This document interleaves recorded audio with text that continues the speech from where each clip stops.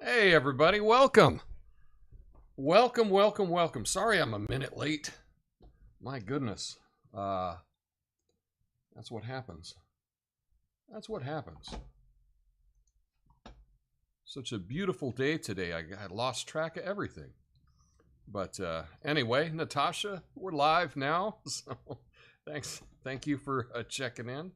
And everyone else, be sure to leave a comment. And I'll be going through all your comments in the after show. That's after I get through with through all the stories today. We'll take a look and get your opinion on things. But oh, this is a good one today.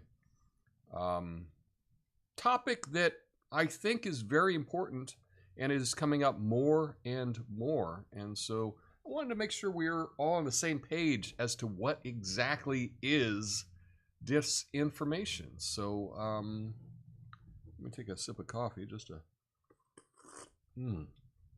So that's it. When I'm running late, you know, I always want to make sure that I have my coffee. So anyway, let's get into it.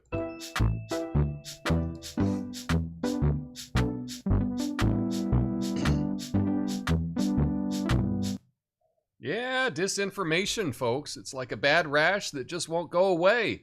You scratch one spot and it pops up somewhere else. Now, we all know about the usual suspects, especially the ones they're promoting: Russia, China, Iran, playing games, trying to play games with our minds. But let's not forget about our own backyard, because there's plenty of disinformation to go around right here in the good old US of A. That's right, I said it. Our own government and their pals in corporate social media aren't exactly saints when it comes to spreading a little falsehood here or there. Remember Operation Mockingbird? It's CIA cozying up with journalists to push their agenda? Well, that was a thing. I'm sure that's all over. And don't get me started on the Iraq War, those pesky weapons of mass destruction. Turns out they were more elusive than an influencer at a library. I don't know. But hey, who needs evidence when you've got a good old narrative to sell? Am I right? And then there's the whole Snowden debacle. You remember Edward Snowden. Talk about a bombshell. Turns out Uncle Sam was peeking into our digital lives more than your neighbor. Yeah, but hey, it's all for national security, so who cares a little bit about that little thing called privacy, right? It's not just our government. Oh no. Our friends in the corporate social media are playing the game too. Algorithms decide how to keep us scrolling, feeding us a steady diet of sensationalism and clickbait. Fake news spreads faster than a Drake rumor, and they know it. So here we are, swimming in a sea of disinformation with no life raft in sight. And remember, folks, always question the narrative, because when it comes to the truth, well, that's a rare commodity these days. My name's Tom Coffey. This is the Coffey Nuance Show, the least watched, censored commentary and news show live right now. Flame on.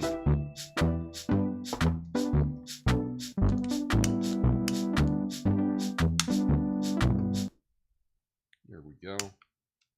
What is disinformation? Well, basically, they came up with these new words: misinformation, disinformation,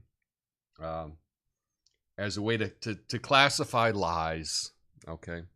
Or classify things that are not true. So basically, disinformation is, it's bullshit and they know it, okay? And misinformation is, it's bullshit, but they don't know it. So to say something is disinformation, you really need to know intent. It implies intent. It implies that someone is specifically lying on purpose, misleading on purpose. And so most propaganda, right, is going to be disinformation because the people pushing it know that it's BS.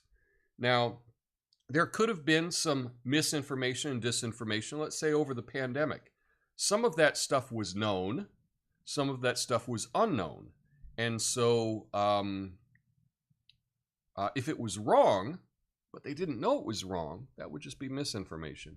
But if it was wrong and they knew it was wrong, then it's disinformation. That is basically the definition. These definitions are all new. They're all, it's all new and made up past number of years. So it's not like there's a classical definition of disinformation, but that is what's going on. A friend of mine sent me a link to an Atlantic article about how China and Russia and Iran, they're really pushing disinformation on our country, and especially ahead of the election. If you don't know the players, right? If you don't know who the organizations or who the media companies are that are promoting stories, you're gonna be a victim of some BS. Okay, if you were to ask me, hey Tom, what is the number one pusher of propaganda in U.S. media? I would say, well, of the major sites, I would probably go with NBC. But then, if it's of the commentary sites, it's definitely the Atlantic. It's 100% the Atlantic. I would put the Atlantic ranked higher on propaganda than any other site that I can think of. But that's just because I've been paying attention for a couple of years. But let me know if you think that there's another site that has more propaganda than the Atlantic. I can't. Like, it would definitely be my number one. But let's look at this story here. This news that the FBI is pushing, shall we? Yeah, the FBI is worried about foreign adversaries using AI to meddle in U.S. U.S. elections. With deepfakes and robocalls, Russia, Iran, and China are key concerns. Russia's favored Republican candidates. Oh, so says the FBI. While China targets anti-China views and Iran exploits social divisions. Looking ahead, the FBI experts expect China to continue sowing discord, and they're watching Russia amid the Ukraine conflict. I mean, you might get a different point of view if you listen to a different country, right? Here's what I will say about this FBI warning. They're warning us about Russian disinformation, Chinese disinformation, Iranian disinformation. What I would like to know, and I think that this could be solved very easily, just put out a statement, FBI, that says we believe that foreign disinformation makes up a certain percentage of the disinformation in the American market. Okay? So is it 1%? Is it 5%? Is it 10%? I would guess that there's no way that foreign disinformation comes even close to 10% of the disinformation that's put out in our own country. So what the FBI is warning everyone is pay attention to those guys over there, and if you're looking over there, you're not going to see what's happening here. That's my take on it. Now, maybe you're one of the people that thinks that that all the disinformation that comes about in this country is all from foreign actors, in which case I would like to play cards with you. I would like to make bets with you, and perhaps I'd like to sell you an unused bridge. Because I believe, in my opinion, there's no way that foreign disinformation is even a tenth of what domestic disinformation is coming out. And in fact, I would venture to say there's more disinformation in the Atlantic on that day versus what was published on Russia Today on that day. So that's my little challenge there to anyone that that kind of believes this story. But anyway, we got a number of stories to get to today. It's a Friday, a fact check Friday, and I do have a couple of updates for you. So let's get into that. First, we're kicking off with what's happening down south.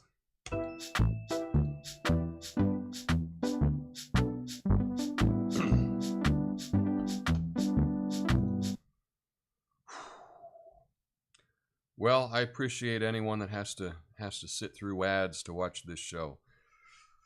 I get it. I was wondering how bad was the ad, John?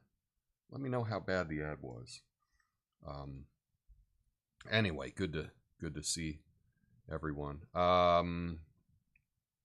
Yeah, but let's talk about what's happening down in Argentina. This just happened. Looks like this picture's from an airport. Uh-oh, looks empty.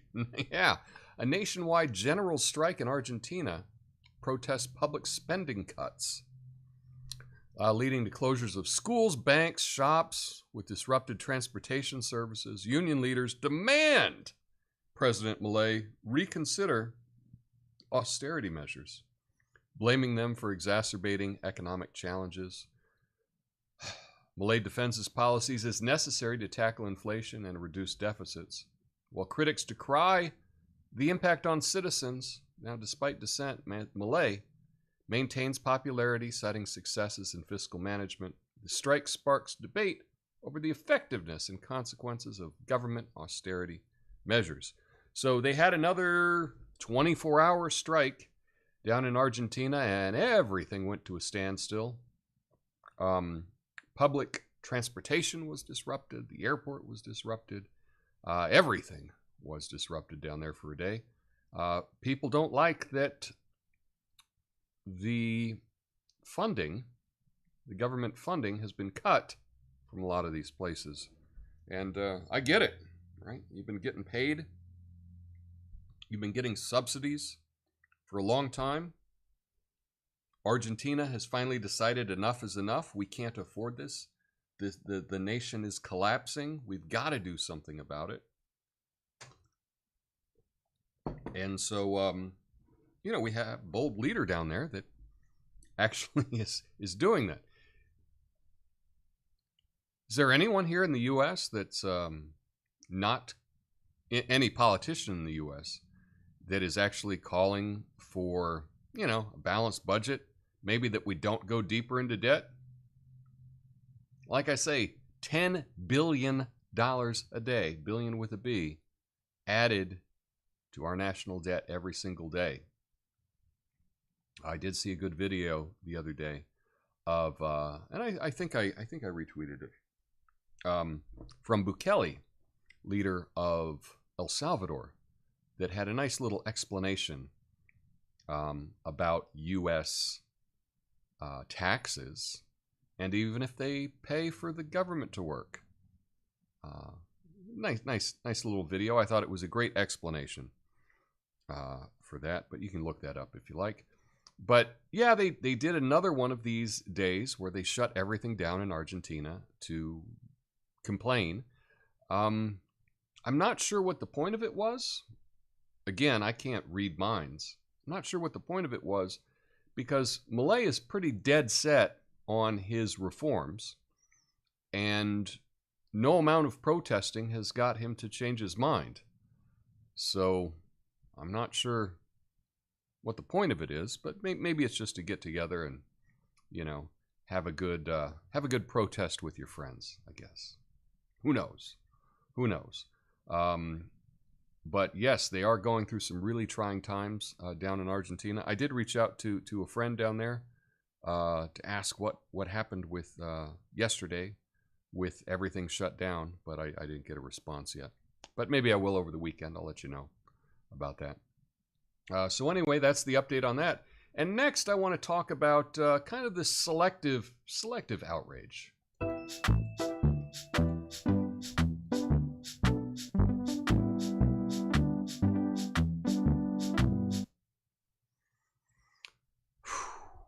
this is a tough one. And yes, the Chiron says ignore this story because this is everyone will ignore this story. The Sudanese civil war saw a horrific massacre in Darfur last summer.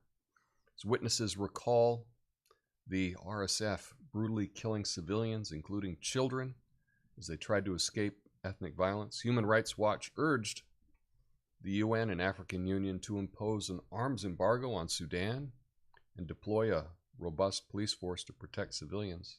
The report identifies commanders responsible for war crimes, calls for sanctions. With millions displaced and El Fasher under threat, urgent action is needed to prevent further atrocities. Now, the headline of this was just terrible. It was children piled up and shot. New details emerge of ethnic cleansing in Darfur. So new evidence of children being piled up and shot. And,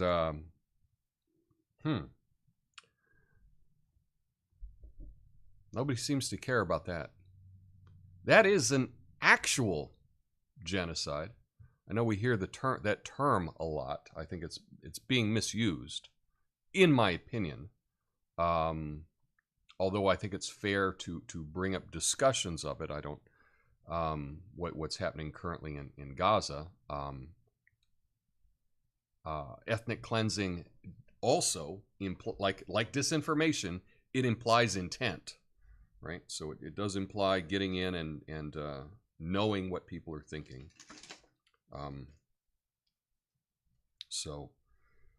But yeah, we've got a real, actual genocide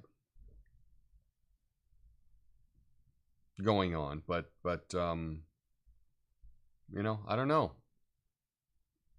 We're not having college protests about that. No one's camping out. No one's setting up tents. No one's yelling.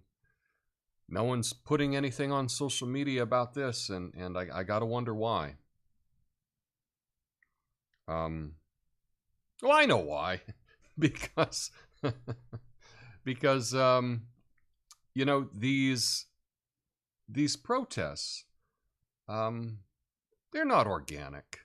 They're not. Now, it's hard to prove that they're not organic. I mean, one way that you could prove, right? How could I get you to understand that these are not organic? Well, one way that you could do is if you went in and arrested everybody that was holding a library hostage or something like that, and just see who the people are, and then let everybody free. But just go in and get a count of who's there. You know, if this were ever to be done at a university in the United States, and it turned out the majority of people arrested were not even students or faculty, had no connection to the university, then you might think perhaps this is being organized by someone on the outside. But you would only be able to prove this if you were to go in and do that. And so if police or universities don't want this done, then perhaps they don't want that exposed. And perhaps this has been done at one university and it backs up everything that I'm saying. Perhaps. Or you can just think it's a wild conspiracy. That too. But I do find it odd that we don't care about all the people in Darfur, children stacked up and shot. I don't know. But perhaps we just can't make money off of that, right?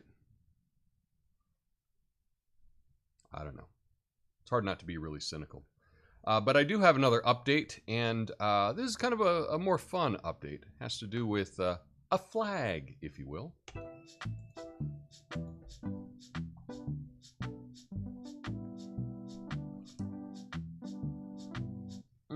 That's right, Minnesota. Finally, we're doing a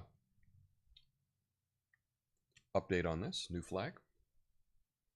Minnesota It's replacing its old flag with a new design featuring a simplified representation of the state and modern symbols.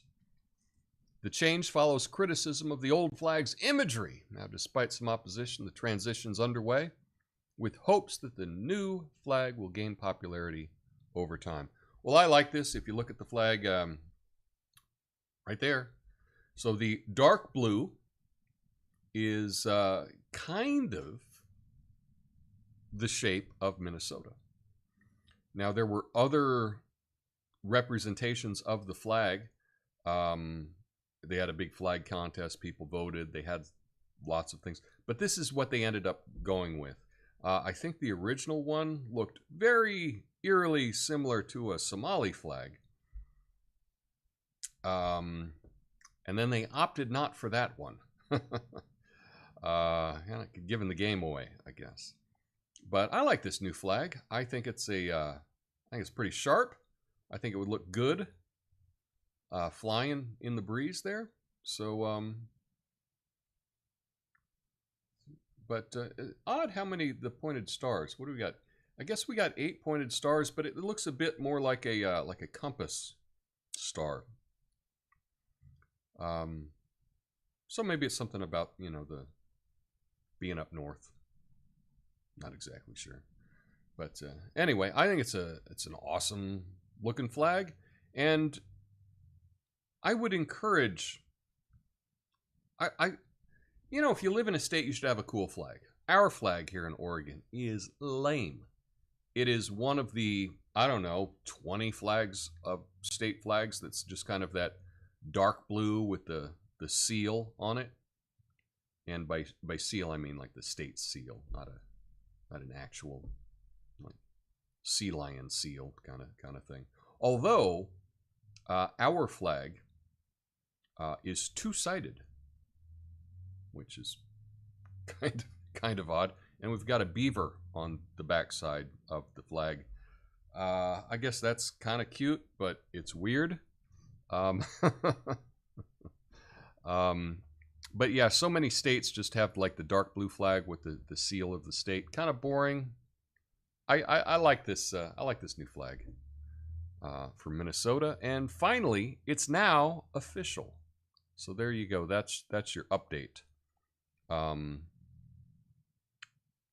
Yeah. And speaking of updates, we got one more.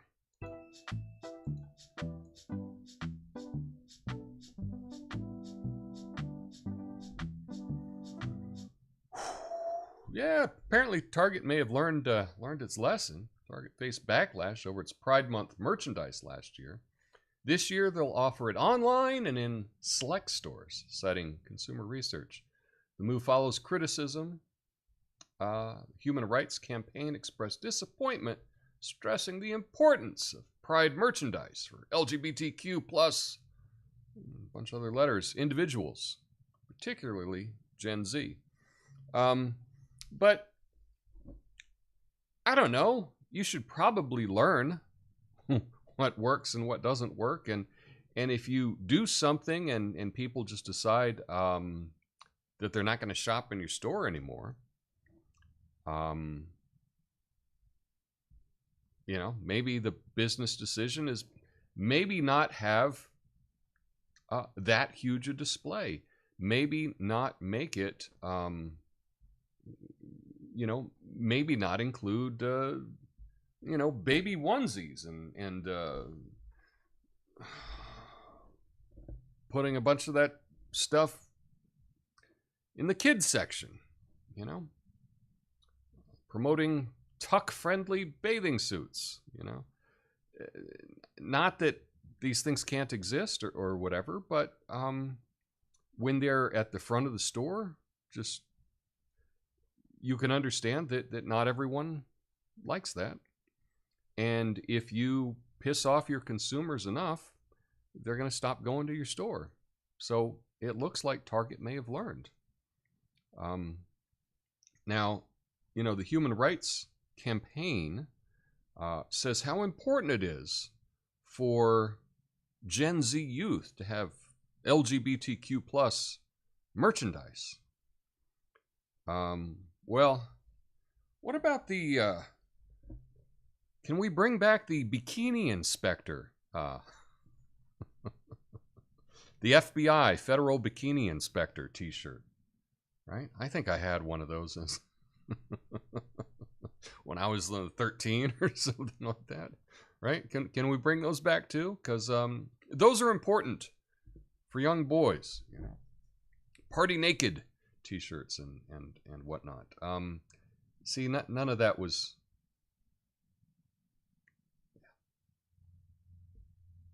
Whatever. Anyway, we need some good news. So this is yet another update and some good news.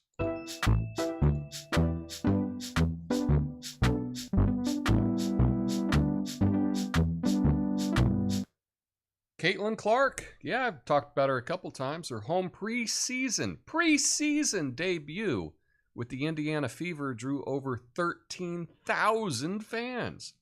Now, despite a tough shooting night, she contributed to an 83-80 victory over the Atlanta Dream. Clark's presence has sparked significant interest in women's basketball, reflected in record preseason attendance. The Fever begin their WNBA season against the Connecticut Sun, followed by their home opener against the New York Liberty next week. So how exciting is that? You know, we've heard, and for a long time, nobody cares about women's basketball. Just WNBA, who no one cares. Well, Caitlin Clark has been able to deliver on her, you know, being selected in the draft and going to this team and getting a shoe endorsement from Nike, and is delivering on this 13,000 for a preseason game. I don't know, but I don't know if the Trailblazers here in Portland get 13,000 to a preseason game. Just saying. So that's pretty impressive, and I think that is good news. And perhaps that's something that you may like to check out. Maybe you got young girls in your family. You want to go now check out the WNBA, see a game. Why not, right? Hopefully they're cheap. But anyway, I think that's kind of good news, and it's a follow-up to previous stories. Anyway, stick around for the after show. I'll be going through all your comments. If you made it this far, please help the channel, I guess. Hit the like button. Makes me feel good. You know, maybe one day I'll get a dozen likes on a video, you know. Go old school. But anyway, hope you all are doing awesome and have a super weekend. As a reminder, it's Mother's Day this Sunday, right? I think. So if you got a mom, let her know. And yeah, have a beautiful weekend. I'll see you on Monday. Until then, peace.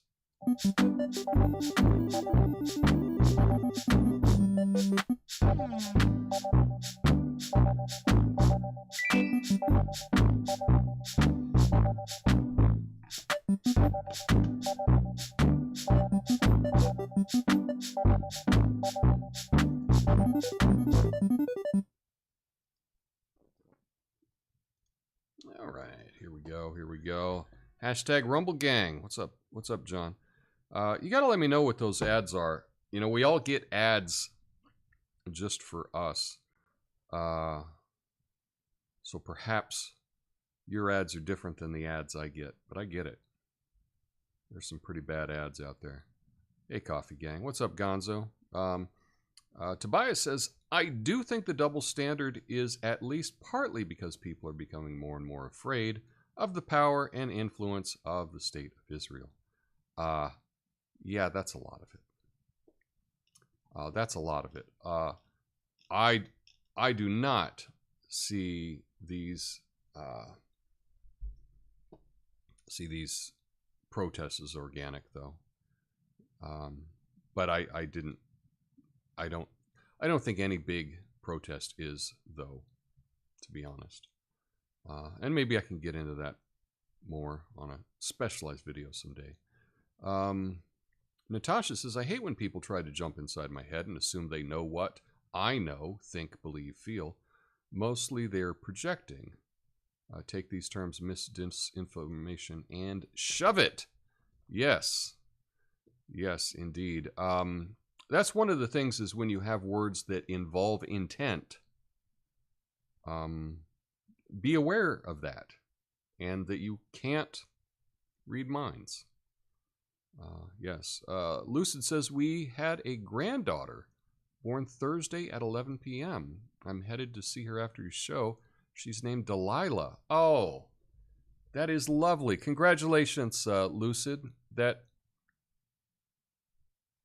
That's incredible. That's really incredible. And a granddaughter. Wow. Wow. So I hope you have a beautiful time seeing Delilah. That's something awesome to celebrate. So congrats, Lucid, on that.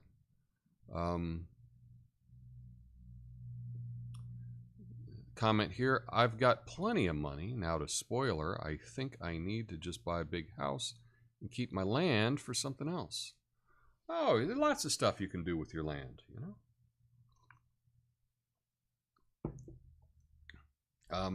And I think currently, depending on what kind of... I know the rates are not great right now for buying a house, but I do think that there's going to be a lot of opportunities for buying houses because not a whole lot of people can buy houses right now. And nobody wants to refinance. If they had a 3% loan, they're not going to want to sell their house and then have to get another loan that's double or more than double that.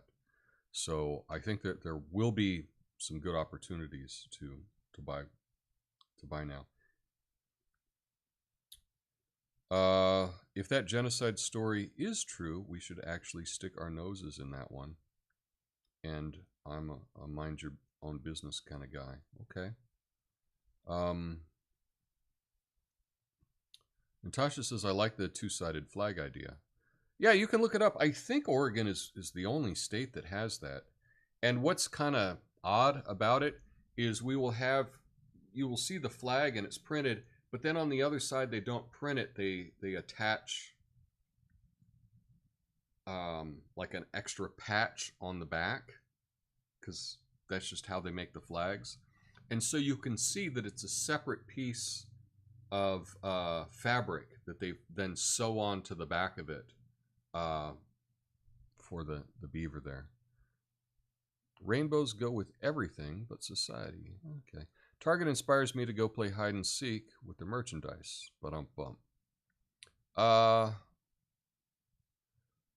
After Target closes, we won't have to see that stuff much. Hasn't anyone learned from Bud Light? Well, that's the thing is you can learn or not learn. And I'm not saying... And the thing is, I think in particular with the Target, and sometimes we really conflate things. Target had Pride merchandise for a long time. Okay, for a long time. They always had Pride merchandise. And I don't think that the issue was that it was Pride merchandise itself. It was that the Pride merchandise seemed to be targeted to being sold to children. And I think that's what the bigger issue is.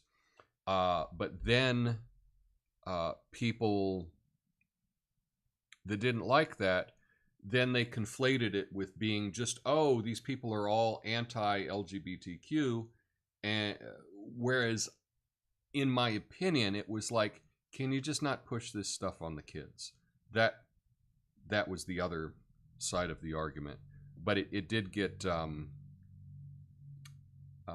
depending on what side of that argument you were on, there were different reasons for it. You know, on one side, it's like, stop shoving this down everyone's throat. And on the other side is like, you hate everybody and you won't let people exist. And, yeah, so, yeah. But again, I doubt that there would be that big a hubbub if Target just had a a little, Pride merchandise area. I don't think it would be a big deal pretty much anywhere in the country. I don't think. I just think it was the kind of in your face and seemingly, and I think I did a fair job explaining last year of showing how like they had the merchandise that was being promoted, like tuck-friendly swimsuits were being promoted to people under 18. And I think I showed that in the video that I made on that. So I think that was the real thing. Lucid says, I miss my mom. Yeah, I'm going to go see my mom this weekend. So, and it's got to be, so if you got a mom, let mom know how you feel. And if your mom is no longer around, that's also, that's got to be a really hard holiday for a lot of people, I would imagine. Have you watched Vibes of the Cosmos yet? I have no idea what Vibes of the Cosmos is. I'm assuming that that's a TV show of some kind. But I will give it a look. Definitely, I will give it a look. I hope you have a nice time out there with your granddaughter. Congrats on that. And it's gonna be 89 degrees here in Portland today, so that's gonna be incredible. I can't wait to get outside. So anyway, that's all I have for you today. Thanks for hitting the thumbs up button. I will see you on Monday. Oh, and one last thing, if you are watching on YouTube, next week I'm going to switch back over to the Rumble Studio to go live. And so I don't think that I will not be posting the video that you can wait to see it go live. The video will just go live at noon. Okay. That's just how it works. I've tried really hard to figure out a different way to do it. I can't do it. So if you're watching on YouTube and you want to watch the show live, you can just go to my page, and as soon as it hits noon, just do a little refresh, and it should be right there on live. And once I come up with a better solution, that's what I'll do.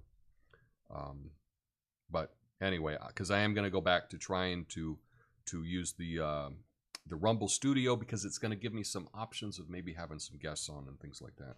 So just so you know, if you go 10 minutes before my show and you see, oh, Tom doesn't have a video up, it doesn't have a thumbnail up for today, it will go up as soon as I go live. That's just how it works. Anyway, y'all have a good one. Until then, peace.